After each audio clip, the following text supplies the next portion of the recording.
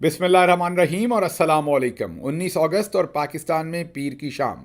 आज अभी तक की अहम खबरें और मेरा तजिया। सबसे पहले याद दहानी कि सोशल मीडिया फायरवॉल को नाकाम बनाने के लिए इस चैनल को सब्सक्राइब कीजिए अगर अभी तक नहीं किया।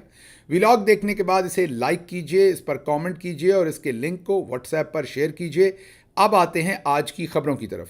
आज सबसे पहले अलीमा खानम साहबा का वो तशवीशनाक बयान आपके सामने रखेंगे जिस पर तज्जिया तबसरा तो बहुत पहले से हो रहा था। हमने भी आपके सामने कई दफ़ा ये मुद्दा रखा, लेकिन आज अलीमा खानम साहबा ने बिल्कुल वाशगाफ अल्फाज के अंदर इस सारे मंसूबे को आपके सामने बयान किया है।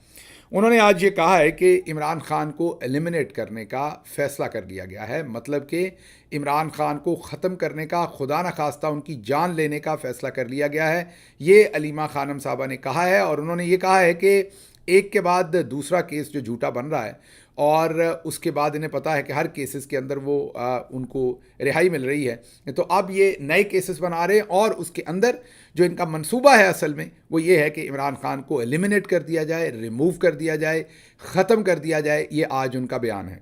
अच्छा जी, अलीमा खानम साहबा ने ये जो खौफनाक इंकशाफ किया है, ये जब आप तमाम कड़ियाँ मिलाते हैं जो कुछ भी हो रहा है, तो इससे पता चलता है कि ये हो सकता है। बिल्कुल उनका जो उनके पास जो इन्फॉर्मेशन है, बिल्कुल जो उन्होंने ख़दशे का इजहार किया है, इसको बिल्कुल आप ये नहीं सोच सकते कि ये नहीं हो सकता या कोई इस हद तक नहीं गिर सकता। बिल्कुल गिरा जा सकता है, स्पेशली 9 मई के बाद। जब अगर 9 मई करवाया जा सकता है और 9 मई का सारा करवा कर किसी के ऊपर डाला जा सकता है, तो फिर और भी बहुत कुछ किया जा सकता है और भी खदशात जो है वो दुरुस्त साबित अल्लाह ना करे हों, लेकिन वो खदशात रखने का, और जब इन्फॉर्मेशन भी मार्केट के अंदर इस तरह की फैलाई जा रही हो, बताया जा रहा हो कि अब और कोई रास्ता नहीं है, अब यही रास्ता बचा है, तो फिर ऐसा कदम कोई ना कोई उठाने का कम से कम प्लानिंग कर रहा हो सकता है और उसको फौरी तौर पर उसके बारे में उसका इंकशाफ करना भी ज़रूरी है और उसका कला कमा करना भी ज़रूरी है उस हरकत का। और वो कैसे होगा? वो ज़ाहिर है अवेयरनेस से होगा, वो पब्लिक के रिस्पॉन्स से होगा, पब्लिक किस तरीके से सारे इश्यूज़ के ऊपर रिस्पॉन्ड करती है उससे होगा। लेकिन आज अलीमा खानम साहबा ने इस पूरे का पूरा ये जो प्लान है, ये जो पूरे का पूरा मंसूबा है, ये जो पूरी की पूरी साजिश है, उसको उड़ा के रखा है और मीडिया के सामने वाज़ेह अल्फाज में बताया कि उनके पास ये इन्फॉर्मेशन है कि अब इमरान खान को एलिमिनेट करने का फ़ैसला किया गया, क्योंकि बाकी तो किसी तरीके से भी मामलात इनकी पकड़ में आते नहीं। अब ये जो सब कुछ है, इसको कौन सी चीज़ें जो हैं वो तक़वियत देती हैं अलीमा खानम साहबा की स्टेटमेंट को, वो मैं आपके सामने रखता हूँ। अगली जो स्टेटमेंट है वो आजकल अनडिक्लेयर्ड स्पोक्स पर्सन है पाकिस्तान की मिलिट्री इस्टेब्लिशमेंट के, जनाब मुनीब फ़ारूक साहब।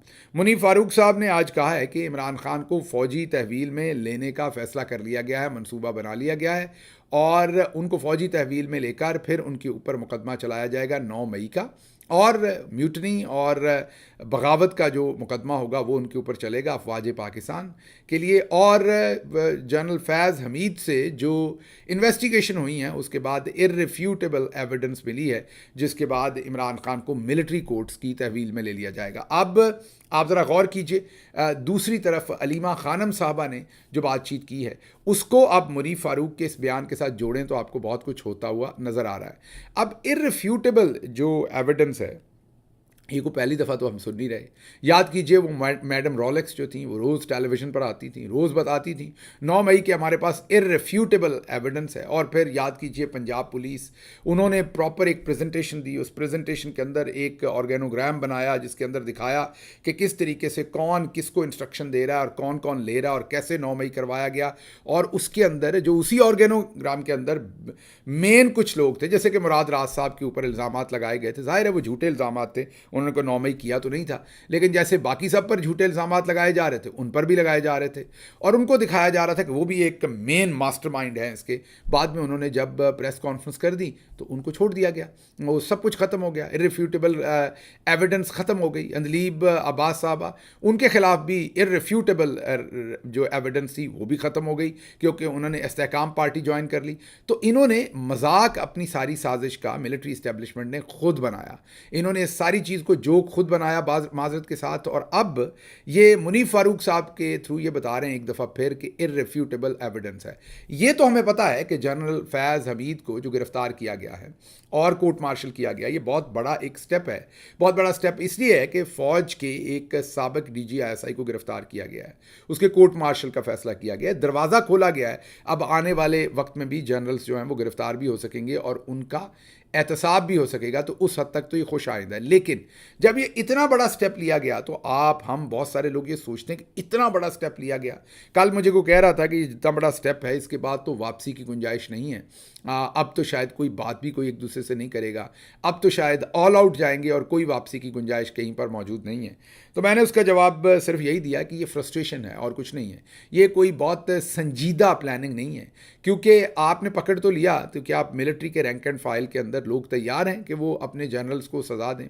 क्या वाकई उनके खिलाफ ऐसी इर्रिफ्यूटेबल एविडेंस है? क्या वाकई उनका जो कनेक्शन है वो प्रूव किया जा सकेगा? क्या वाकई उनको सज़ा दी जा सकेगी? ये बहुत सारे सवालात हैं। लेकिन ये ज़रूर है, जैसा मैंने आपको कहा, कि इससे रस्ते खुल गए आने वाले वक्त में और लोगों को अब पकड़ा जा सकेगा। तो अब जो कहा जा रहा है कि अब इमरान खान को फौजी तहवील में लेना है, undeclared spokes person Munif Farooq साहब बता रहे हैं, और अलीमा खानम साहबा की जो स्टेटमेंट्स हैं, इन दोनों को जब साथ मिलाएं तो आपको वाजे हो जाती है सारी सिचुएशन कि असल फैज़ हमीद साहब को पकड़ना भी जो है वो 9 मई की तरह एक और आपको और मुझे पता है कि ये बहुत बड़ा स्टेप है, लेकिन 9 मई भी छोटा स्टेप नहीं था। जैसे 9 मई किया गया था वैसे ही फैज़ हमीद साहब को पकड़ा गया है, और पर्पज़ सिर्फ ये है कि जब आपको अपनी गर्दन के ऊपर वज़न महसूस होता है तो फिर आप किसी की और की गर्दन दबाना शुरू कर देते हैं। तो क्योंकि अपने पास ना बयानिया रहा है, ना अवाम कंट्रोल में आ रही है, ना मईशत कंट्रोल में आ रही है, IMF ने भी जवाब दे दिया, वो खबर बाद में आपके सामने रखते हैं। तो ऐसे हालात में जब सब कुछ इनके हाथों से, इनकी मुट्ठी से, रेत की तरह नहीं बल्कि उससे भी तेज़ी से, बल्कि मैं ये कहूँगा पानी की तरह इनकी मुट्ठी से फिसल रहा है सब कुछ, और जैसे पानी को कैद नहीं कर सकती मुट्ठी, इसी तरीके से इनकी मुट्ठी में से सब कुछ निकल रहा है। तो अब ये किसी हद तक भी जा सकते हैं, ये दूसरे की क्या अपनी जान लेने की तरफ भी जा सकते हैं, अपने ऊपर भी को हमला करवा सकते हैं खुदा न खास्ता। तो इसलिए ये कहना कि फैज़ हमीद साहब को गिरफ्तार करना बहुत बड़ा स्टेप है, ये स्टेप ऐसे ही नहीं लिया गया, तो बिल्कुल जनाब ये है बहुत बड़ा स्टेप, लेकिन ये स्टेप ऐसे ही लिया गया है इल प्लान्ड, जैसे 9 मई लिया गया था। जैसे आज तक 9 मई का कोई जवाब नहीं है किसी अदालत के अंदर, करवा तो लिया गया, कर तो लिया गया, उसके बाद लोगों के ऊपर वजन भी डाल दिया, लोगों को अंदर भी बंद कर दिया। अब 105 लोग, उनमें से 86 लोग जो हैं, 85-86 लोग मिलिट्री कोर्ट्स के अंदर बेचारे ख्वार हो रहे हैं और उनकी कोई सुनवाई नहीं है, ना ही उनके खिलाफ कोई एविडेंस है। इसी तरह सिविलियन कोर्ट्स के अंदर भी लोगों के केसेस चल रहे हैं, उनके खिलाफ कोई एविडेंस नहीं है। तो जैसे इल प्लान पूरे का पूरा 9 मई बनाया गया था वो बहुत बड़ा, वो भी एक बहुत बड़ा स्टेप था, लिया गया था। इसी तरह मैं आपको बता दूं कि जनरल फैज़ हमीद वाला काम भी इल प्लान्ड है और इसने भी फायर बैक करना है, बाउंस बैक करना है, जो भी आप इसे कहें, ये सब कुछ वापस होगा। अच्छा जी, अगली खबर आपके सामने रखते हैं। Al Qadir trust case, Islamabad high court ने बड़ा फैसला दिया है उसके ऊपर।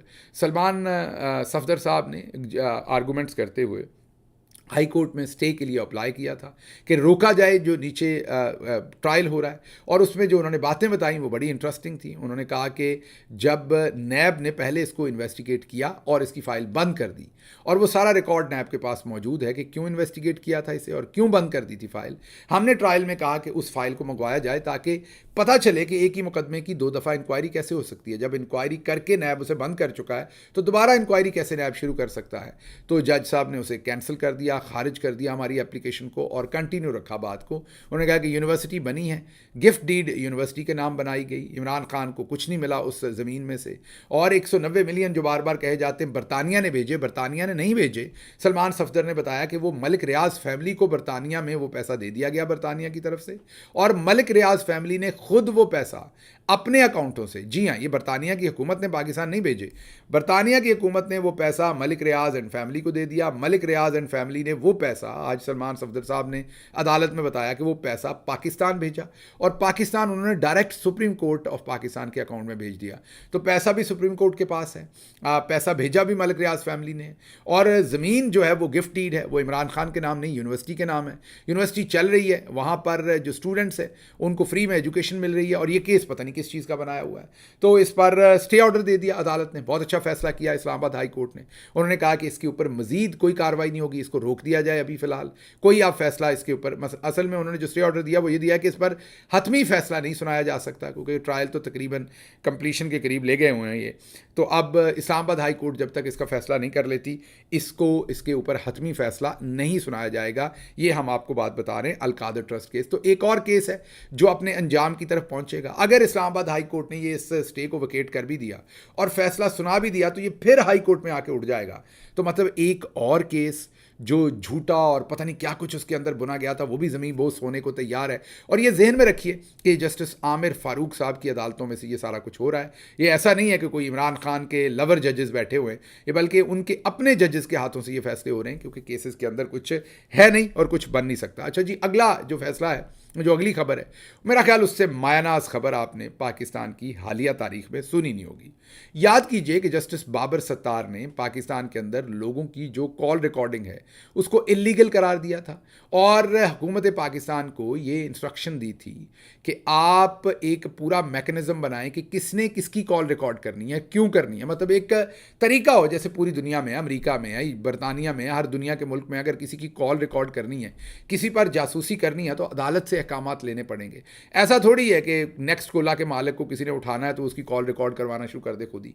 मतलब कोई अफसर किसी ISI में है, MI में है, IB में है, कि FI में है, किसी भी जगह पर है, वो एक ऑफिसर जो है वो करप्ट हो जाए, वो किसी को नुकसान पहुंचाना चाहे, तो वो अपनी मर्जी से ही उसकी कॉल रिकॉर्ड करवाना शुरू कर दे। तो कम से कम कोई दरख्वास्त हो, कोई इदारा हो, कोई जज हो, वो उसकी इजाज़त दे, जो पूरी दुनिया में एक मरवजा कानून है। पहले तो जस्टिस बाबर सत्तार साहब के सामने कभी माना ही नहीं गया कि पाकिस्तान में कॉल रिकॉर्ड होती है। याद कीजिए PTA के चेयरमैन भाई हफीज़ साहब, मेजर जनरल रिटायर्ड हफीज़, उन्होंने आकर कहा था, अपना बयान हल्फी दिया था, हल्फन बयान किया था, लिखकर अदालत को कहा था कि हमने ऐसी कोई इजाज़त नहीं दे रखी। बाद में जस्टिस बाबर सत्तार ने जब टेलीकॉम कंपनीज़ को बुलाया, टेलीकॉम ऑपरेटर्स जो हैं उनको बुलाया, तो उन्होंने कहा कि बिल्कुल कॉल रिकॉर्डिंग होती है, 40 लाख पाकिस्तानियों की होती है। इक्विपमेंट हमने PTA की डायरेक्शन पर लगाया हुआ है, और उसकी एक्सेस जो है वो ISI और IB के पास है, और वो अपनी मर्ज़ी से कॉल रिकॉर्ड करते हैं, जब दिल करता है करते हैं, जिसका दिल करता है सुनते हैं। 40 लाख लोगों तक कॉल रिकॉर्ड की जा सकती है या की जा रही है। ये इंकशाफात जब उन्होंने किए, तो जस्टिस बाबर सत्तार साहब ने ऐसी तमाम रिकॉर्डिंग को गैर कानूनी करार दे दिया और उसको जुर्म करार दे दिया, जो किसी जज, किसी भी फोरम की इजाज़त के बगैर हो। अब वहाँ पर तौहीन अदालत की कार्रवाई भी शुरू हो गई थी। मेजर जनरल रिटायर्ड हफीज़ुर रहमान साहब के ख़िलाफ़ और उनके और जिन लोगों ने आके झूठ बोले थे अदालत के अंदर, जाली झूठे बयान हल्फी दिए थे, अब वो चले गए जी काजी साहब के पास एक पटिशन लेके कि ये जी जस्टिस बाबर सत्तार साहब ने ये जो जासूसी करने की, हम लोगों की कॉल्स रिकॉर्ड करते हैं, फिर मर्ज़ी के टोटे जोड़कर उनको मार्केट में छोड़ते हैं और लोगों की पगड़ियाँ उछालते हैं, लोगों को ब्लैकमेल करते हैं। अब ये हम बहुत अच्छा काम करते हैं सब कुछ करके, लेकिन जस्टिस बाबर सत्तार साहब ने बड़ा बुरा काम किया कि हमारे इस काम को गैर कानूनी करार दे दिया। हम चाहते हैं हम किसी की भी कॉल रिकॉर्ड करें, हम चाहते हैं हम किसी भी कॉल के टोटे जोड़कर उसे पब्लिश करें, ये हम चाहते हैं। अब जब ये बात हुई, तो उसके बाद जस्टिस बाबर सत्तार साहब के उस मामले को काजी साहब के सामने चैलेंज किया गया। काजी साहब ने फिर उसके ऊपर माया नाज किस्म का जो है वो बेंच बनाया। उस बेंच में 2 हीरे जजेस को रखा गया, बहुत ही तगड़े जजेस हैं, आपको पता है दोनों, जस्टिस अमीनुद्दीन खान साहब और जस्टिस नईम अफगान साहब। दोनों हीरे हैं, पाकिस्तान के ऐसे हीरे हैं जिनका नाम तारीख़ में बहुत अहम जगहों पर लिखा जाएगा, और मेरा ख्याल है इन ईयर्स टू कम उनको हमेशा याद रखा जाएगा। उन्होंने जनाब इसके ऊपर एक दबंग फैसला जारी किया है। जस्टिस नईम अफगान और जस्टिस अमीनुद्दीन साहब ने कहा है कि बिल्कुल करें जनाब कॉल लोगों की रिकॉर्ड, आप जैसी मर्जी कन्वर्सेशन हो उसको प्राइवेटली बगैर इजाज़त के रिकॉर्ड करें जनाब। आपको कोई पूछने वाला नहीं है कि इन कॉलों को रिकॉर्ड आपने क्यों किया है, आप रिकॉर्ड करें और इस्तेमाल भी करें। ये तो नहीं उन्होंने लिखा इस्तेमाल करें, लेकिन उन्होंने अंधाधुंध रिकॉर्डिंग की इजाज़त दी है। यहाँ तक नहीं, उन्होंने कहा है कि जस्टिस बाबर सत्तार ने यह हुक्म देकर अपने इख्तियारात से तजावज़ किया है। शुक्र है जस्टिस बाबर सत्तार साहब साहब को जान की अमान मिल गई, कहीं जस्टिस अमीनुद्दीन साहब ने और जस्टिस नईम अफगान ने उनको जेल की सज़ा नहीं दे दी कि आपकी जुर्रत कैसे हुई भाई हफीज़ुर रहमान को आपने झूठा करार दे दिया, उनके बयान हल्फी को, और आपने उनके खिलाफ तौहीन अदालत की कार्रवाई शुरू किया। उन्होंने उनको इस मुकदमे को मज़ीद, इस केस को मज़ीद सुनने से भी रोक दिया। इख्तियारात को तजावज़ करना क्या होता है, ये ज़रा आप जजमेंट गौर कीजिए ज़रा जस्टिस अमीनुद्दीन साहब की और जस्टिस नईम अफगान की, तो आपको असल में अंदाज़ा होगा कि इख्तियारात से तजावज़ किसको कहते हैं। बहरहाल दोनों जजेज़ ने जनाब इख्तियारात से तजावज़ किया, मेरे ख्याल में ये मेरा तजिया है, इख्तियारात से तजावज़ किया। और जो जस्टिस बाबर सत्तार की जजमेंट थी, जो कि बहुत ही अच्छी जजमेंट थी कि आप किसी की भी प्राइवेट कन्वर्सेशन को गैर कानूनी तौर पर रिकॉर्ड नहीं कर सकते, इन दोनों ने ब्लैंक स्टेटमेंट, ब्लैंक चेक दे दिया है और कहा है कि जिसकी दिल करता रिकॉर्डिंग करें। अभी तो 40 लाख लोगों की कर रहे हैं, आप पूरे 25 करोड़ की करें और जैसे मर्जी उसको फिर इस्तेमाल करें। मुकम्मल तौर पर इजाज़त दे दिया और उस रिकॉर्डिंग को जो जस्टिस बाबर सत्तार साहब ने गैर कानूनी करार दिया था, इन दोनों जजेज़ ने उसे कानूनी भी करार दे दिया है। ये भी इंपॉर्टेंट बात है आपके लिए। और जस्टिस बाबर सत्तार साहब को रोक दिया गया है कि इसकी समाअत ना करें। अब आप ज़रा गौर कीजिए कि एक तरफ अगर एक जज दलेर आया और उसने तमाम तर ब्लैकमेलिंग के बावजूद, सोचिए उसको ISI, IB, MI किस किस ने ब्लैकमेल नहीं किया होगा, वो जज खड़ा हो गया जस्टिस बाबर सत्तार। याद कीजिए उनकी फैमिली का पूरा डाटा लीक किया गया, उनकी किरदार कुशी की गई, सब कुछ किरदार कुशी करने के बाद, सब कुछ करने के बाद जब जस्टिस बाबर सत्तार फिर भी अड़े रहे और अपनी ईमानदारी पर, अपने हल्फ पर खड़े रहते हुए एक फ़ैसला दिया और कहा कि ये जो आप गैर कानूनी रिकॉर्डिंग करते हैं, ये किसी सूरत इसकी इजाज़त नहीं दी जा सकती, तो फिर 2 जजेस का बंदोबस्त किया गया सुप्रीम कोर्ट में और एक ऐसा ऑर्डर पास करवाया गया जो मेरे ख्याल में इससे शर्मनाक और कोई ऑर्डर हो नहीं सकता। ये मेरा तजिया है। इससे इंसानी हकूक़ के ख़िलाफ़ ये एक शर्मिंदगी है पूरे का पूरा ऑर्डर। ये किसी सूरत भी कोई भी जज मेरा नहीं ख्याल ऐसा ऑर्डर पास कर सकता था जो जस्टिस अमीनुद्दीन साहब ने और जस्टिस नईम अफगान ने किया, बल्कि सबको हैरान ही करके रख दिया कि उन्होंने किस तरह का जो ऑर्डर है वो आज जारी किया है। मतलब कि उन्होंने अगर कहीं पर रोशनी की किरण होती है तो उसको मुकम्मल बुझाने की कोशिश की है। बहरहाल इवेंचुअली आप देखेंगे एक वक्त आएगा, ये सारे लोग इन सारी चीज़ों की सज़ाएँ खुद भुगतेंगे, बहुत जल्द इनका एहतसाब होगा। ये बिल्कुल भी अच्छा फ़ैसला नहीं, स्याह दिन है कि जिसमें स्याह और सफ़ेद हर चीज़ की रिकॉर्डिंग का इख्तियार जो है वो लोगों को दिया जा रहा है। अच्छा जी, आगे हमने आपके सामने एक तफसील के साथ खबर रखनी, लेकिन उससे पहले जावेद चौधरी साहब का एक शाहकार आपके सामने रखेंगे। वो तफसीली खबर हम अगले वीलॉग में इंशाल्लाह रखेंगे क्योंकि डिटेल्ड है। जावेद चौधरी साहब ने ये शाहकार पेश किया है। उन्होंने कहा कि पाकिस्तान तहरीक इंसाफ के पास एक मशीन है, उसके अंदर पैसे डाले जाते हैं और उसके अंदर पैसे डाल के फिर किसी भी ट्रेंड को टॉप पे कर दिया जाता है। मतलब जैसे जावेद चौधरी साहब के अंदर पैसे डालें तो किसी भी खबर को टॉप पे कर दिया जा सकता है, ऐसे ही उनको लगता है कि पाकिस्तान तहरीक इंसाफ के पास भी एक मशीन है और उसके अंदर जो है वो पैसे डालें तो ट्विटर के ऊपर ट्रेंड टॉप हो जाता है। अब जावेद चौधरी साहब को बुरा भला ना कहिए, पहले सब अपने बारे में सोचिए। आप में से बहुत सारों के चेहरे पर इस वक्त मुझे पता है मुस्कुराहट है। ज़रा याद कीजिए आप में से कितने हैं जो जावेद चौधरी साहब को वाकई दानश्वर, मुफक्कर, पढ़ा लिखा समझते थे। याद कीजिए आप उनके आर्टिकल पढ़ा करते थे, कॉलम पढ़ा करते थे।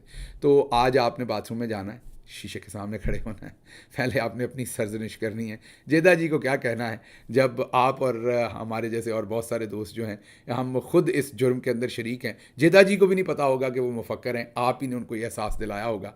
तो अब आप भुगतें, जब आपने मुफक्कर ऐसे पैदा किए हैं तो भुगतना भी आप ही को पड़ेगा। मुझे दीजिए इजाज़त। अल्लाह आपका हामी और नासिर हो। पाकिस्तान जिंदाबाद।